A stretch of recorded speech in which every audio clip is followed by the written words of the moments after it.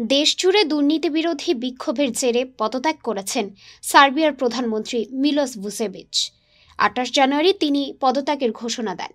গত নভেম্বরে সার্বিয়ার দ্বিতীয় বৃহত্তম শহর নোভি সদরের একটি রেল স্টেশনের ছাদ ধসে ১৫ জনের মৃত্যুর পর থেকে বেলগ্রেডে সরকার বিরোধী বিক্ষোভ শুরু হয়। ছাত্র, শিক্ষক এবং অন্যান্য কর্মীসহ হাজার হাজার বিক্ষোভকারী বিক্ষোভ করেছেন, যারা এই বিপর্যয়ের জন্য প্রেসিডেন্ট আলেকজান্ডার ভুসিকের সরকারের দুর্নীতিকে দায়ী করেছেন।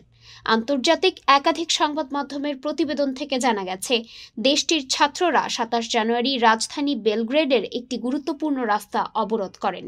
এতে যোগ দেন কৃষকরাও। রাজধানীর গুরুত্বপূর্ণ সড়ক অবরোধ করার পরপরই প্রধানমন্ত্রীর ওপর পদত্যাগের চাপ বাড়তে থাকে। পদত্যাগের কারণ জানিয়ে ২৮ জানুয়ারি এক সংবাদ সম্মেলনে ভুসেভিচ বলেছেন, উত্তেজনা কমাতে আমি এই পদক্ষেপটি বেছে নিয়েছি। এর মাধ্যমে আমরা সবচেয়ে উগ্র প্রতিবাদকারীদের সব দাবি পূরণ করেছি।